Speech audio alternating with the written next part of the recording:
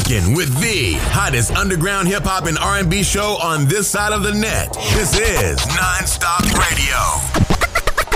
Yes, ladies and gentlemen, and coming back from the break, that was my dogs from out of West Virginia, Duck City Music, with that ice cream freestyle tonight from off of that Lavender tape, which is available now on their Bandcamp. If you haven't had the chance to go and get that, man, definitely go and cop that, especially for those of you out there who are fans of the Purple tape. That is definitely one you want to have in your collection. Shout out to everybody out there tuned in and listening right now. It is the NonStop Radio Show on your dials, and it's also the NonStop Radio Show streaming live over on X, Twitter, whatever it is you calling it. Be sure to hit me up on my personal Twitter page at EMillio EgBar to stay up to date with the latest news and highlights from your favorite hip-hop show's favorite hip-hop show. And with that being said, ladies and gentlemen, we are now on the other side of the break, and we're going to get into tonight's special discussion.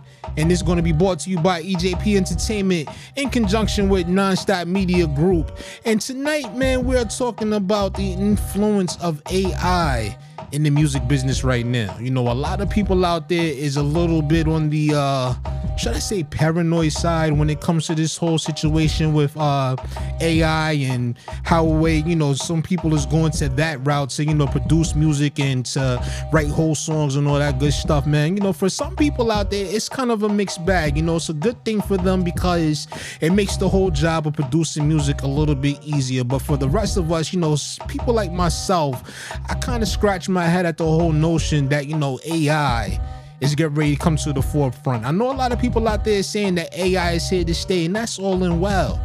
But when it comes down to it, man, that AI can never, ever replace the sound of actual human production.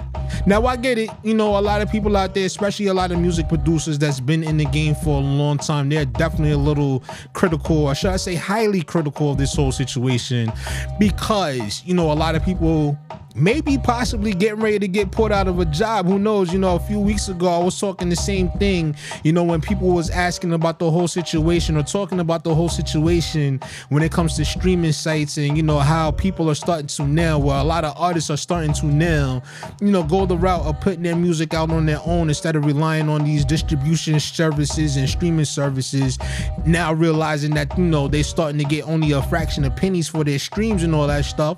And that same sentiment, same sentiment is being echoed throughout the production and artistry part of it as well, because a lot of people out there is wondering, will the AI take over to the point where people won't have a job no more in the music industry? I mean, it's going to be something that we are going to be paying closely attention to, and I don't blame you if you out there and you feeling a little, you know, nervous about the situation. I know a lot of people out there feel, for the people that are not embracing AI, you're going to get left behind. We'll see. I don't know, man, because the scary thing about it is when you got people that's taking AI and the way they're using it, you know, they're using it to, you know, do features with, you know, artists that aren't presently here anymore. I'm hearing people put together joints that feature the late great Notorious B.I.G. and Tupac Shakur and other rappers that have, you know, passed on to the hereafter.